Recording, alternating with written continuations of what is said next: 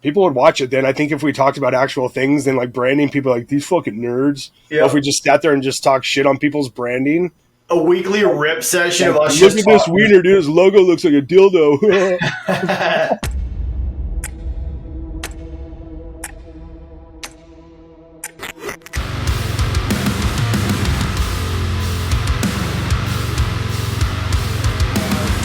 Just shooting the shit about dumb memes that pop up. Well, dude, if we had the proper editing, that would be the best. If it was like they can see what we're looking at as we're talking shit on what we're looking at. Yeah.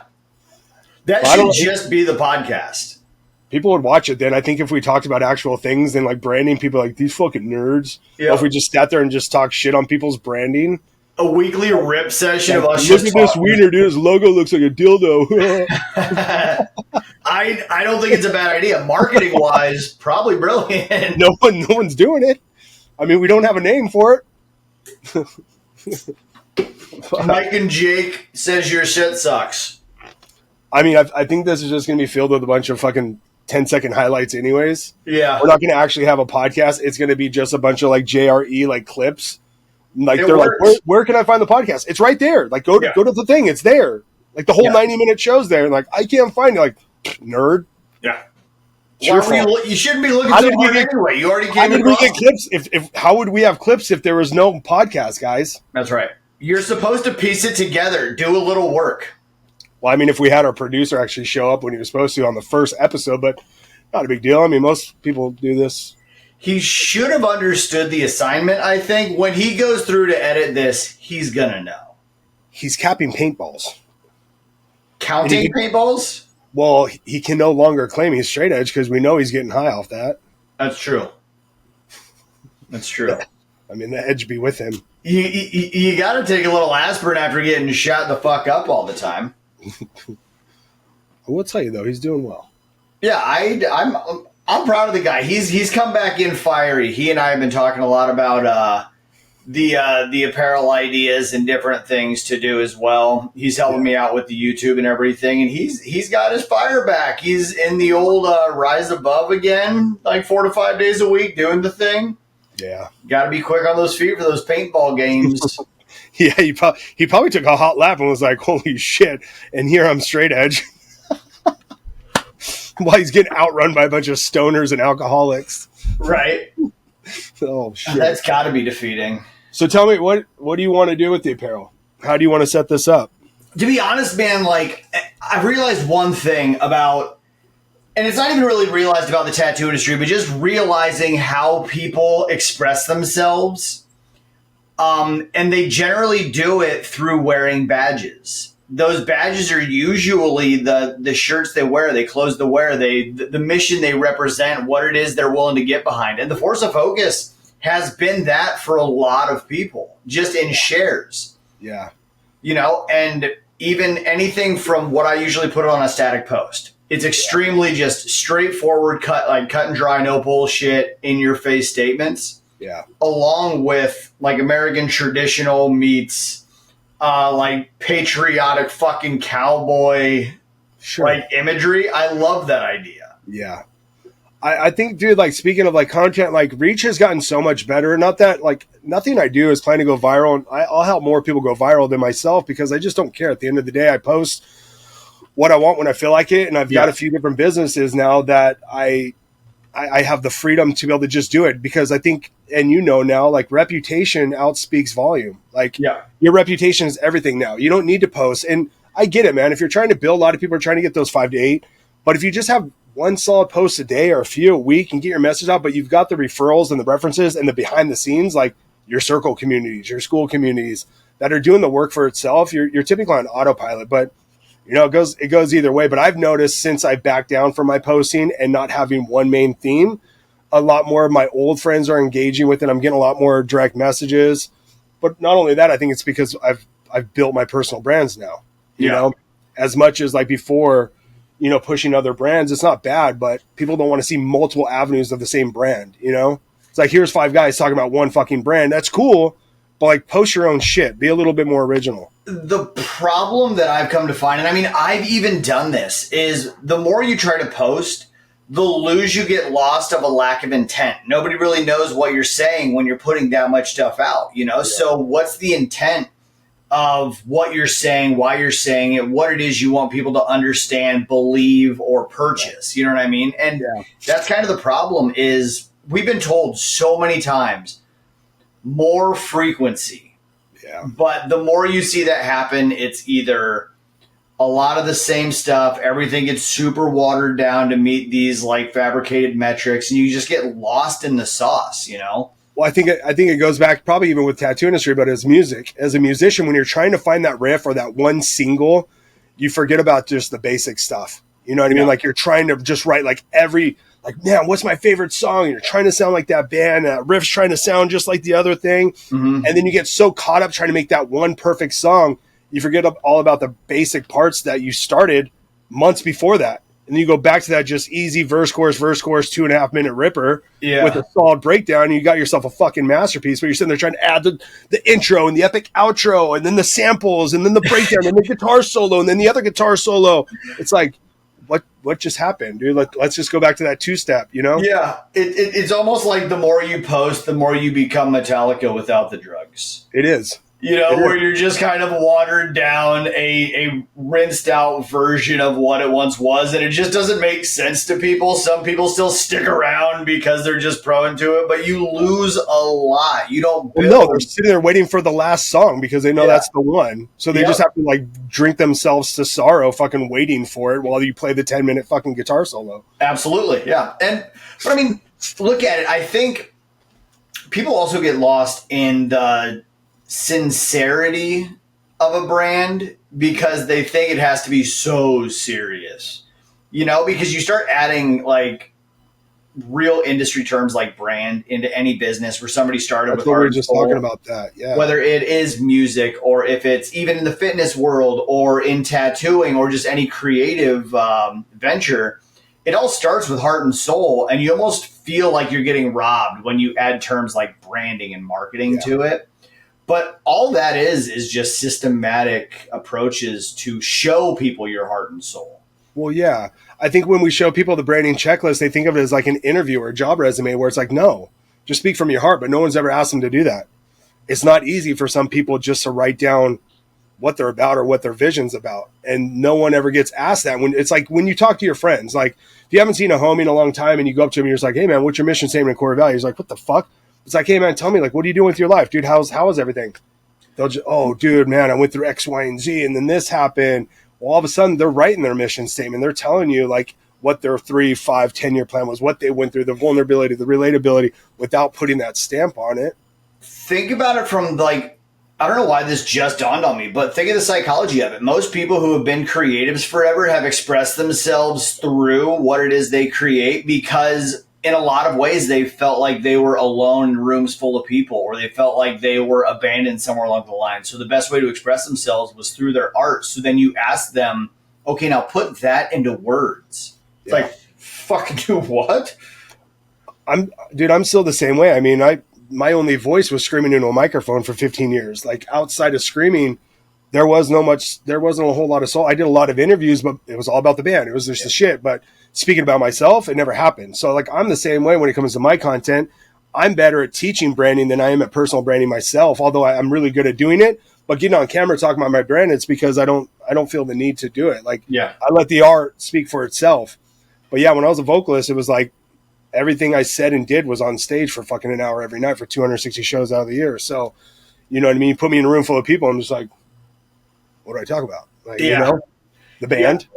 Yeah. And just like any other art style, it takes time. I tell everybody who comes into the force or anybody that asks me about content creation, like, I'm not like it's not a natural gift of mine. I was like, scroll all the way down to the bottom of the Force and Focus page.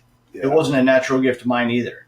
Yeah. You know what I mean? But eventually, that's the same reason why people get into poetry later in life or creative writing or pick up an instrument as their midlife crisis, is because once you realize you're creative in one thing, you can be creative in everything. And eventually it's still just another flow, and it actually adds to the intention. We don't always just create art for ourselves to hide in a room and just say, this is mine.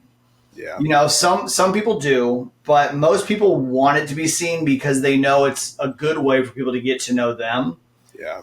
But then when you monetize it, that's when it gets scary. Then you start adding the term brand to it, then it gets a little scarier. Then all of a sudden you're like, wait, scalability? Well, hold on. And I think that's why people get so comfortable in just doing what they've always done. Because when you start opening it up to more people to have an opinion and more people to question why, then all of a sudden it gets a little bit more daunting and a little bit more scary. But when you do, and like you break through that threshold, Yeah. and you find out I'm actually really good at this. You know, I've done it long enough. Now I'm really fucking good at this. And all of a sudden it gets that much more exciting to complete a piece or a song or a writing. Well, I think that's why I've been so excited these last 8 weeks, like, you know, building out 3 brands and doing it my way and kind of from the ground up, is because everything I've learned previously and getting so good at it was, you know, branding somebody else's company, although we had our freedom, but, you know, just my voice, and then finally being able to put all my work together and be able to do this in such a short time. You know, I sit back and we talked about this. I'm pretty amazed at myself. And that's why I'm so excited about a couple new band projects I'm working on, because it'll be the first time I go from A to Z with the new project. There is no more Mantis. We've already know we've made ourselves known in that band, but taking the steps I help other people with and building that into a band aspect is going to be exciting to use those systems and actually build the content strategy and build the scene and the look and the feel and the mission statement. So, and then not only that, but the vocals, you know what I mean? When did it dawn on you that you were an impressive person, or has it not even dawned on you yet? You're just on a path. I think over the last 4 weeks, I finally told myself I'm a bad motherfucker. Yeah. Like, as lame as that may sound to people, like, you know me, I've always been like, I think when Steve was a huge mentor to me, you know, in this game, he saw something in me I didn't see, because I never pictured myself as a designer. Mm-hmm. But when he told me, he's like, bro, you have an eye for it, dude. And then I just got better and better and better. Then I was just a maniac. But I think within the last 4 weeks, when I was building out these brands and able to do everything I told myself I was going to be able to, that's when I was like, I finally told my wife, I was like, you know, everything that was kind of happening, I looked and I was like, I deserve this. Like, and she watched me work behind the scenes on a lot of different things, dude. And for me to finally sit back and go, I think that's when it finally dawned on me and gave me the confidence that, like, I am the baddest. Like, you saw that story I did last Tuesday while we were on our call. Yeah. I was like, I am the fucking best. You know what I mean? Because I mean, I may not be the best graphic designer, but I know I can outwork anybody. I know I've got the work ethic to be at the top. What was the turning point for you, though, to be able to say that to yourself with confidence? You know what I mean? Because we tell people that all the time. You have to be willing to say, I'm the best at this. I think it's actually doing what I was going to say I was going to do. Yeah. Follow through. I over-delivered and under-promised myself. Yeah. If that's a thing, like, the goal I had set, like, I did more than I expected, you know, like, I went above and beyond. Yep. And then that's when I think it was one of the people I just teamed up with. I mean, one of the best in the industry, to be doing it for 30 years, for him to give me a title that he did and bring me in as a partner, from just the amount of brands and companies he has grown. I mean, the dude could work with anybody, but when I backed up everything I told him I was going to do and some, I think that's when I was like, I belong in these rooms. Yeah. Like, I am up to par. And I was like, I am a bad motherfucker. Over like the three plus years that I've known you, it has always been impressive. And I think guys like you, and maybe in part myself, because I'm still always going to be my biggest critic, but like some people, not a lot of people, but some people, it takes them a long time to realize that you can see yourself like others see you. You know, and I've told even my wife, I've told her 100 times, I wish I could see me the way that you see me. Yeah. You know, and I mean, sometimes you say that because you wonder, like, you feel like someone may have a negative opinion of you. They're just not letting it out. Other times, you know, they see you in such a light that you just have a hard time being able to realize. And I think you've gotten to that point where it's like, this is why. Yeah. It's been like, even, you know, I'll talk to my stepdad, dude, someone who's a blue collar boy, works since he was 17, always had a secure job. I mean, from the day I graduated high school and joined a band, dropped out of college, and then looked my parents in the face and was like, I will be signed in 1 year. I will be playing Ozfest. I will be signed to a national label. And to do that in under a year after a broken neck and a damn near fatal accident, and my family to come to a House of Blues show sold out within like 3 years of my career. They're like, holy fuck, you did it. And then we were gone for 8 years. And then it was one of those things where it's like, hey, I'm going to go to culinary school and become a chef. And they're like, Yeah. what the fuck you mean? I'm like, well, I love food and I'm going to go do it. You know what I mean? Go do it and then work at like my first job is a 5-star. I'm right under the sous chef, on my way to be a sous chef and open my own restaurant. And then fitness came around. And first week, I'm like, I'm going to own a gym. And it literally was like within 3 years, I opened a gym. So it's just one of those things. Like if I say I'm going to do it, I have the courage and the work ethic to actually fucking fulfill it.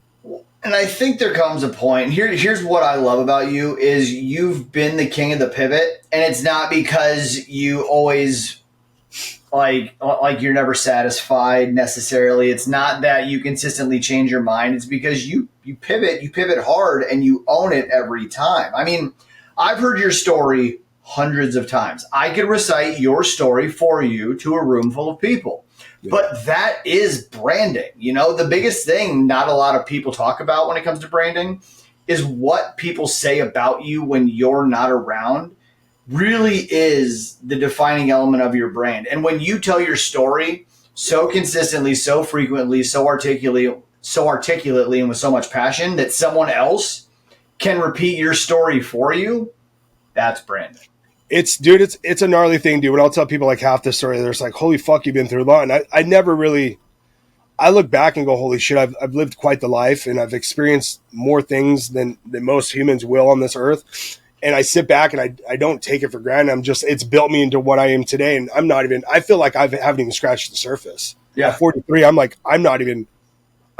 satisfied, but I know there's so much more because what I've done in the last 5 years, you know what I mean? That's why I'm really excited about this new band and the projects. And then just everything I'm kind of getting into, dude, is like I never thought of myself as an entrepreneur. And I look back, I'm like, fuck, I guess I've been an entrepreneur since I was 18 years old, traveling the world. You know what I mean? Like I've always found a way to fucking make money by doing what I love without checking in with somebody. I don't think entrepreneurs ever call themselves entrepreneurs until enough people have told them like, well, it's weird, dude. I never heard the term intrapreneur until that's basically what I was doing in the last leadership was, you know what I mean? I still don't understand the term. I've heard it loosely, but you're basically an entrepreneur in somebody else's business, right? To a degree. Like, so what I understand about being an intrapreneur is you get to do all of the work, learn all of the lessons, be a huge face in something without all of the stress and the struggle. Or the risk, no risk. Entrepreneurs still get to go home and be a person. Yeah. You know, but sometimes there's a lot of confusion where you are the entrepreneur, but you're doing it for the success of another human being, which I think is where the gray comes in, which is where the superpower comes from. Because I've done that before. I spent my life thinking I was being of service to people because I thought I owed a lot of people a lot of things because I've been saved so many times in ways that I didn't realize until later. So I always thought like I wanted to give back to people to such a degree because I was so grateful for what it was I was able to live through. But what I realized was I was a people pleaser. I was doing a shit ton of stuff for a shit ton of people with very minimal, if any, return. Yeah. Solely because of whether it was snake oil or it was these unspoken expectations that eventually turned into resentment or just the hope and a prayer that I'll be able to prove myself to such a degree that inevitably I will get to a certain place. But eventually it's like, doesn't ever work that way. You know, the fine line between being of service and being a people pleaser is solely, are you being selfish or are you being selfless? And selfless sounds really good, but it also means that you don't prioritize yourself at all in the process of. See, I think I was that for a long time. And I've played it pretty safe. I couldn't say I've gone all in, but I've taken a shit fucking ton of risk. But I've had a lot of success with other people's money too. Like when I had my gym, there was an investor. I did put a lot of savings into it, a lot of my sweat equity and time, but I can't take full credit. I wasn't self-made, Yeah. but I still worked my ass off as if it was my money, Yeah. And that's the difference. A lot of people will say you wouldn't work that hard, but a lot of people don't know me like that. Yeah. Everything. And same thing with the band. It's like, I can't take all the credit because there's 4 other dudes, 17 different members. Yeah. It took a fucking tribe to build that thing. I just happened to be the lead vocalist of it and fucking was a maniac. Yeah. That's where I learned marketing and fucking AOL days and MySpace. And we're talking about apparel. I mean, fuck, man. We had to buy a screen printer. We'd sit there and fucking script the shirt, air dry the fucking thing with the dryer, hang it.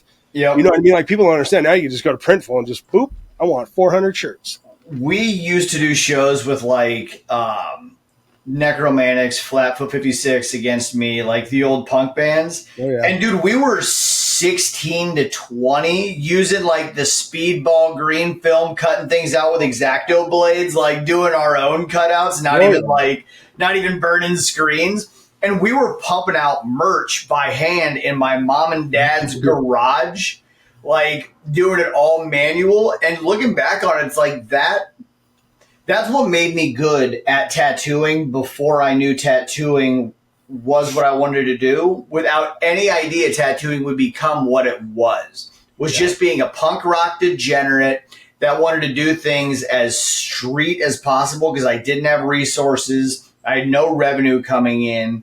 I was literally still in high school, like calling in, like pretending I was my parents to go play punk shows like across the state and shit. Yeah. And that was the starting stage. I think everybody, I would hope everybody has a story that they can attach it all the way back to where this was the thing that gave me a fire, that gave me a spark, Yeah. I think it was the same thing. I mean, that's all I was doing in 8th to 12th grade was personal branding when I didn't even know. It was just more guerrilla marketing, but everywhere I went, got a fucking sticker on it. Everywhere I went, got a CD or cassette. Mm-hmm. Everywhere I went, somebody got a shirt. Every event I went to, I had a backpack full of just merch. Yeah. And I would not leave there until half the fucking crowd was wearing that shit. And I was like, same thing in my punk rock days. A fucking Sharpie. I mean, dude, I've got this. Like, this is a fucking patch. I don't even know how we got this fucking made from an old punk band I was in. But we made sure these were on 40 different fucking leather jackets. Yeah. You know what I mean? So, like, same thing. I mean, like, here's one of my original Manta stickers. I made this myself. I think I used paint back then. I think it was paint. I don't even know what font that is.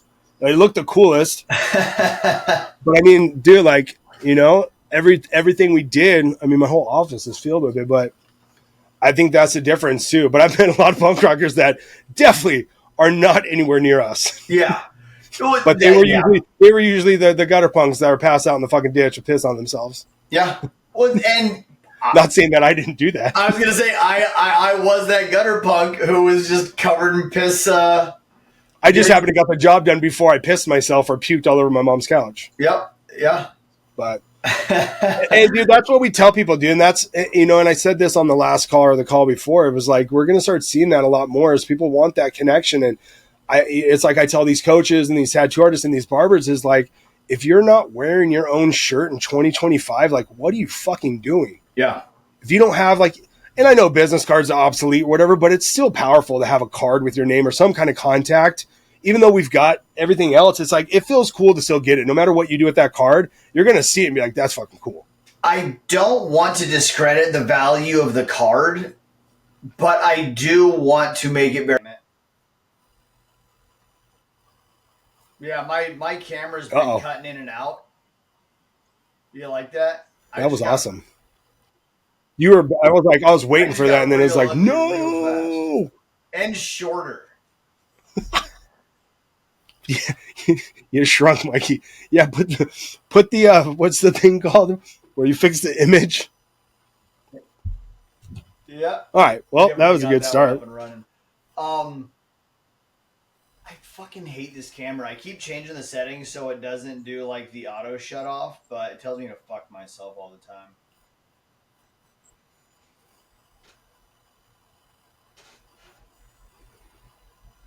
Well, we made it a good 30 minutes. I mean, our goal was 30 minutes. We'll add a to be continued to that.